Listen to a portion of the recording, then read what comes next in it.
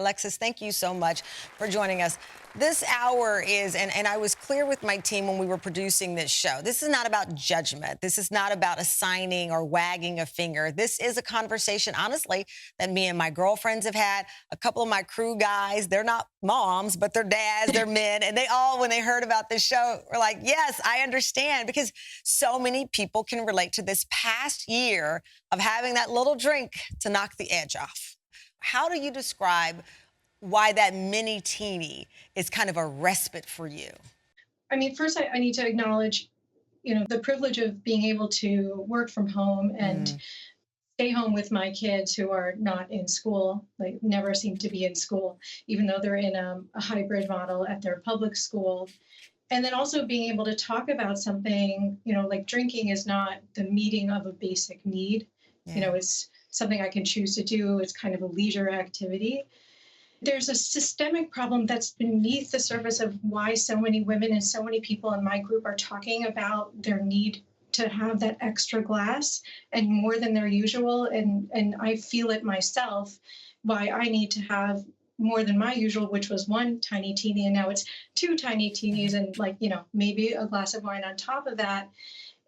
And a lot of it points to all the ways that we have never been supported. We never had childcare. We've never had equal wages. We've never had a division of labor that's been equally split at home. And then the pandemic hit, and all of that has been, increased tenfold. And the weight of that has been falling, as you have mentioned, on women's shoulders, and plus the emotional weight of what their children are going through. And I know that I carry that in my family, Right. The things that I've been observing in my kids as they've tried to deal with being home and their worlds being turned upside down, that weighs heavily on me. When you're talking about it with your friends, you mentioned in your mom's circle, how do you all talk about it? I know I'll call a friend and they say, I know, I've noticed I had a glass or I had two. How do you and your friends talk about it? Well, it's very normalized. I don't know anyone who doesn't drink something at the end of the day. And when I've hosted conversations on Not Safe for Mom group, it's hundreds of women also saying, Wow. I'm drinking every night too now. So, when we talk about it with a seriousness. Occasionally we'll be like, cheers, but we know that this is not ideal. This is not the life that we would like to be living. We don't wish that we never could see each other. Yeah. Ideally we'd be together. Right. We'd be seeing people in person, and our children would be in school. You make a distinction between your uptick in alcohol consumption. You say that this is not hitting rock bottom. You recognize it's not the norm for you, but it's not a rock bottom.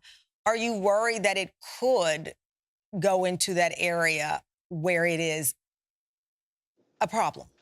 I'm aware that you never know if you're going to be that person for who, drinking a certain amount is going to spiral downwards to a place where you could hit rock bottom. But for now, for as long as I have been drinking, I'm able to say, this is my limit. And I start drinking at this time, always after my kids go to bed. And I stop after this many glasses. And for the people in my life who are, dealing with alcoholism, there's not a stopping point. And there's no particular time of day that feels like a good time to drink. It's always a good time to drink.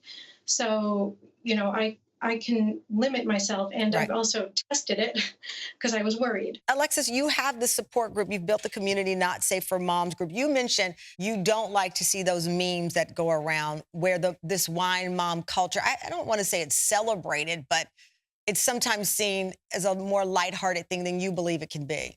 Yeah, because there is a kind of like a marketing and making fun of a problem. Because if a mom is relying on drinking to deal with issues that she didn't create, I mean, it feels like you're not addressing the actual issue. Yeah. And in many ways companies are profiting from that. How many drinks would you have prior to the pandemic, I guess, in a week? Well, we used to live a very social life. So we would go out to dinner.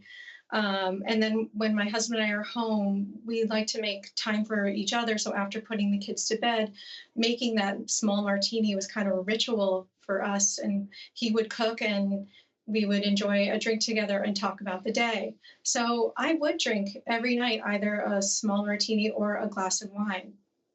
And now in this past year, how much more are you consuming in a week?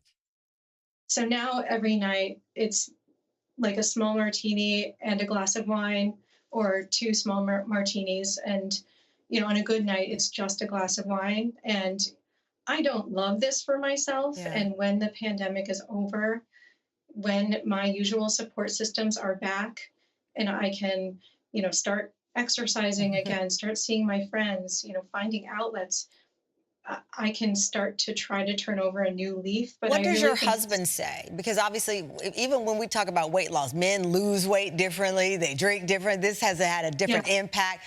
What does your husband say about it? he does not judge me. Smart man. He's he's a good guy. He would support whatever I wanted to do. There are weeks that we don't drink, and he really encourages me. He's like, "You don't need the wine. You're fine. You don't need it," and so we'll do that together, because it's just healthier not to. But he doesn't. He's not worried. He's not worried about the drinking. He's worried about my unhappiness. Yeah. He's worried about me looking like not the same person I was before, because I'm so overwhelmed. When you did that, you mentioned before the break, you did a self-test just to make sure. Obviously, Yeah. there had to be a conversation within your own head about, am I drinking too much? Is this okay? For you to even want Yeah. to test to see if you could stop. Yeah. I wanted to make sure, because it had been such a long time. Like, I couldn't remember, since the pandemic had started, a single day when I hadn't had a beverage. And so it just felt like time, like it was time to see, can you live without it, or do you have a problem? And I told my friends, because, you want to be held accountable, and they really cheered me on. And it wasn't hard, to break a habit. It sometimes takes just like 3 days. And it felt great. I felt really good in the morning, Mhm. and I felt very clear headed. I would love to go back to that place eventually. Eventually. And you think that Yeah. will happen when things reset? I mean, how do you know when it's time to go back to the life you had before where you were not consuming as much alcohol? Well, I think that right now we don't have our usual outlets available to us. And so people are resorting to all kinds of escapes, right? Some people are binge eating, some people are online shopping, some people are drinking a lot, some people are rekindling like old romances. Mm. We're trapped in these four walls, and we can't relieve ourselves of, and I'm talking about myself too.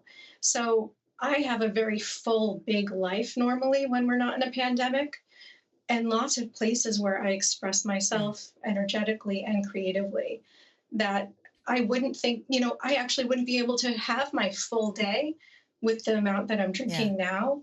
So, when my kids are in school and I'm not running myself ragged and working my second shift, which Mhm. is after they go to bed, and I work on my business till 2 in the morning, Wow. uh, it's going to feel different, and I'm going to have the energy to make some I resolutions. get that. Well, you know what? Good for you, though, to create this community of support for other women to have this conversation without judgment and face some of the similar things that are happening in all of our lives. So we appreciate you joining us. I think it's very brave, and I commend you for having this conversation with us today. Thank you so much, Alexis. Thanks for having me.